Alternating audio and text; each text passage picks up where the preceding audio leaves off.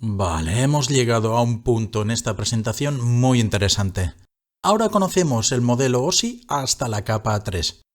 Hemos llegado a asignar IPs a los nodos y conocemos los métodos para determinar los rangos en las redes. Es un momento para que empecemos a poner en práctica todo y veamos cómo funciona la red. Y para ello todavía nos faltan algunas piezas para que todo encaje. He repetido múltiples veces, a lo largo de esta presentación, que un nodo en la red de área local conoce la dirección física de todos los nodos conectados en la misma red en capa 2. He estado presuponiendo hasta ahora que las direcciones MAC son compartidas y conocidas por todos los participantes de una LAN. Esto está muy bien a nivel teórico, pero a la práctica, ¿cómo se garantiza eso? ¿Cómo un nodo puede realmente conocer las direcciones MAC de todos sus compatriotas solo por estar conectado al mismo cable? La respuesta es que no. No las conoce por el hecho de estar conectados al mismo cable. Por lo que para cumplir con este mandato de la capa 2, tenemos que hacer una pequeña trampa llamada ARP, Protocolo de Resolución de Direcciones. Del inglés Address Resolution Protocol. Cuando un nodo quiere establecer una comunicación con otro nodo o enrutador por primera vez, ha de descubrir qué dirección MAC tiene el destino antes de poder empezar a enviar la información. Los nodos conocen su IP configurada en su interfaz de red y la IP destino del equipo que quiere alcanzar. Esta IP destino es conocida porque o bien la hemos configurado o por métodos que describiré un poco más adelante. O sea, que para empezar la comunicación únicamente me falta la dirección física del destino. ARP define un protocolo con dos mensajes. El primero es de petición.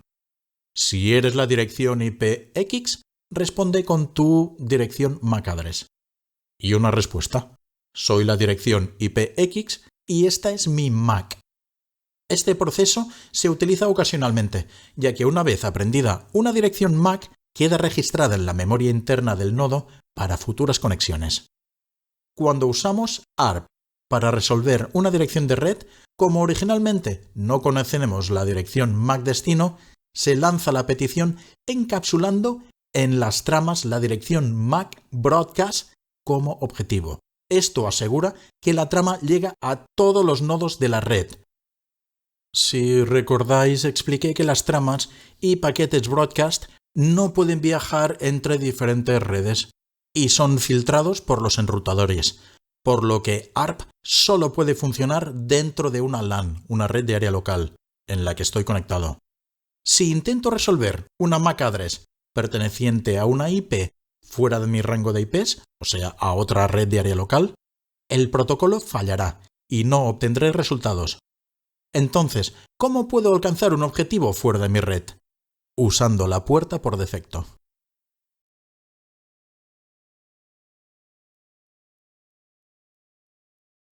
Con ARP queda explicado cómo un equipo conectado a una red tiene visibilidad sobre todos los nodos que comparten esa red, aprendiendo sus direcciones físicas. Esto significa que cuando nos movemos en capa 2, tenemos una visión completa de todos los equipos que comparten esa red. Dicho de otra manera, soy capaz de ver todas las direcciones MAC de todos los nodos que participan formando esa red. De hecho, es la función principal de un conmutador, aprender direcciones MAC de los dispositivos conectados a sus puertos e incluirlas en tablas para mapear toda la red de área local a la que sirven. Todo esto sucede en capa 2. Pero en capa 3 la cosa cambia. Un nodo tiene visibilidad de y solo de su red. ¿Significa esto que un equipo no puede mandar información fuera de su red? No, de hecho es el corazón de la capa 3. Podemos interconectar diferentes redes. ¿Cómo puedo entonces un nodo que no sabe dónde está el destino mandar información? Para resolver esto, en una red de área local se diseña un equipo capaz en capa 3. Este equipo de capa 3, un enrutador, será designado como puerta por defecto. Y entonces, cuando un nodo quiera mandar información a un destino que no pertenezca a su rango de IPs, lo que hace es mandar los paquetes a este enrutador por defecto. La función principal del enrutador es gestionar paquetes entre diferentes redes. Para ello, se apoyará en una serie de tablas internas memorizadas de enrutamiento, que relacionan las redes con interfaces.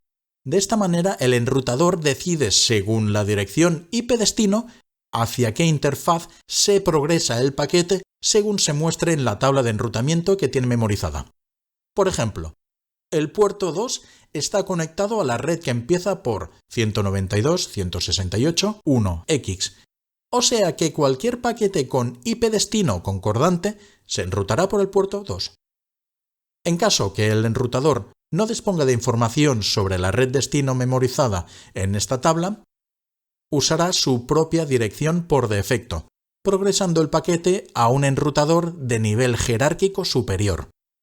Si no tuviera configurada una ruta por defecto y el paquete estuviera destinado a una dirección IP que no coincide con ninguna categoría memorizada en las tablas de enrutamiento, entonces el paquete quedará descartado y se perderá. En la red que establecemos en casa, esto es muy sencillo. Instalamos un enrutador conectado a la operadora de red que nos proporciona servicio a Internet. Y todo el tráfico de paquetes de nuestro ordenador transmitida es enviado por defecto a ese enrutador. Además, normalmente este ejecutará también las funciones de conmutador, colapsando la capa 2 y la capa 3 de mi red en un solo dispositivo. Las tablas de enrutamiento internas de los enrutadores se alimentan constantemente con datos de descubrimientos de redes. Para ello se disponen de una serie de protocolos como BGP o OSPF que suministran estas rutas a memorizar. Todo esto es fantástico y funciona a la perfección, sobre el papel, pero no a la práctica. Y esto es porque el ser humano no conoce las direcciones IP de los equipos a los que quiere acceder. Los seres humanos usamos letras que juntas forman palabras y que unidas forman sentencias que nuestros cerebros relacionan con ideas que tienen sentido, a veces. Y las máquinas de las redes de datos hablan IPs. ¿Cómo lo solucionamos? Añadiendo una interfaz que enmascara ese mundo IP que los humanos nos negamos a usar porque nos es antipático. Cuando quiero acceder a mi extracto de mi cuenta bancaria, lo que hago es, en la barra de búsqueda de mi navegador, insertar un texto asociado al destino que deseo conectarme. Por ejemplo, https://www.awesomebank.es/clientes/login.html.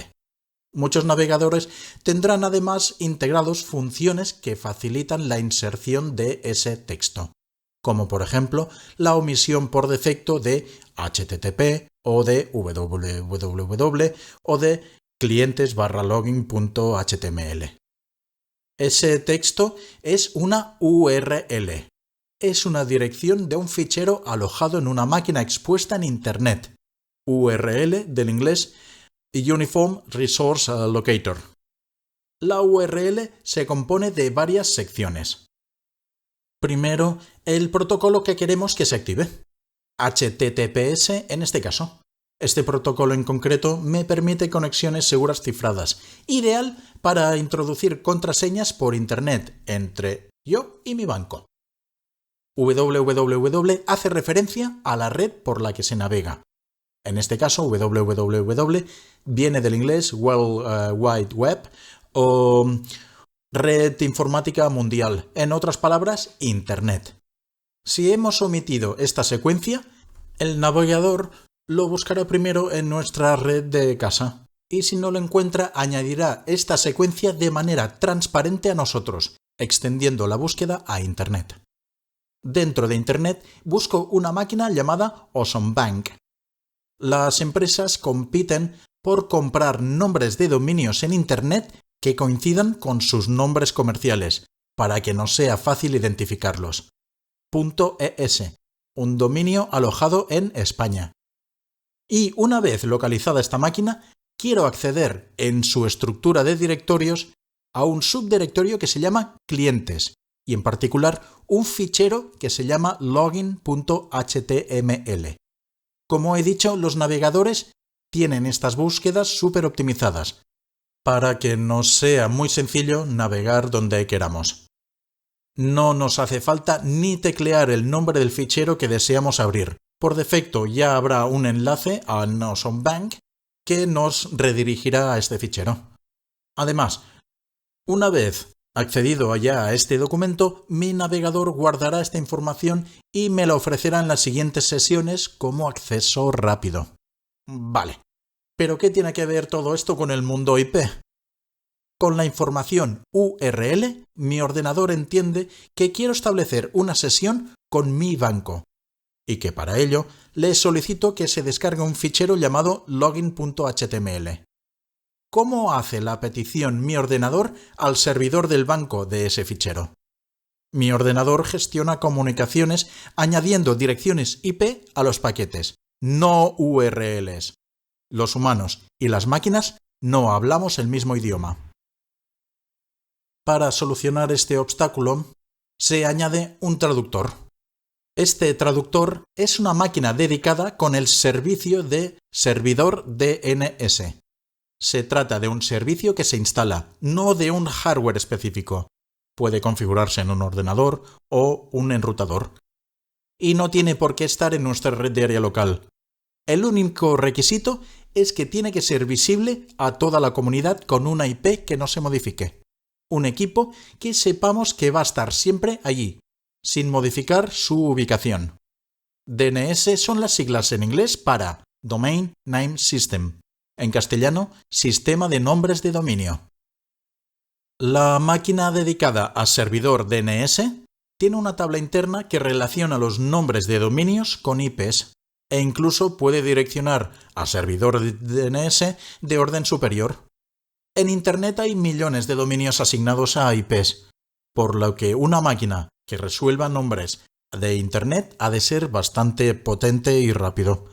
Entonces, toda máquina con acceso a Internet tiene memorizada en su configuración la dirección IP del servidor DNS. Y lo primero que hace antes de establecer una comunicación será enviarle una petición a este servidor DNS para resolver la URL que el usuario ha insertado a la IP correcta. Este proceso retrasa las conexiones unos milisegundos, ya que antes de establecer la conexión propia con el banco, he forzado a mi PC a establecer una conexión previa con el DNS para traducir la URL a una IP. Estos milisegundos son imperceptibles para nosotros. Los servidores DNS se equipan con unas conexiones muy robustas y de alta capacidad, de manera que nuestros ordenadores no tienen que esperar mucho para obtener las respuestas a sus peticiones. Además, una vez nuestro PC haya resuelto una dirección, memoriza esta IP en la caché del navegador, facilitando futuros accesos hasta que limpiamos el histórico. La ubicación habitual de este servidor está localizado dentro de las dependencias de nuestro proveedor de Internet, que nos facilita los datos de su IP para que configuremos nuestra red acorde. Además, algunas empresas como Google también ofrecen servicio DNS gratuito, el cual funciona muy bien. Consejo personal: yo no recomendaría usar servidores DNS de terceros. O sea, recomiendo usar el que ofrece tu proveedor de Internet o el de Google. Otros proveedores pueden no ser de confianza y resolverte URLs devolviendo IPs a su conveniencia, no a la tuya. Podrías acabar conectándote a una red de hackers pensando que estás conectado a tu banco, ya que las IPs resueltas no son realmente las de tu banco. Simplemente sigue este consejo. Configura el DNS de tu proveedor o el de Google. Cualquier otra opción te arriesgas con muy graves consecuencias. Hay algo curioso con el servicio DNS.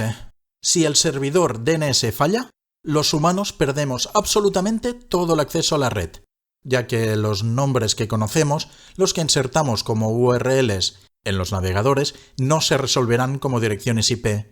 Para nosotros el acceso a Internet habrá caído.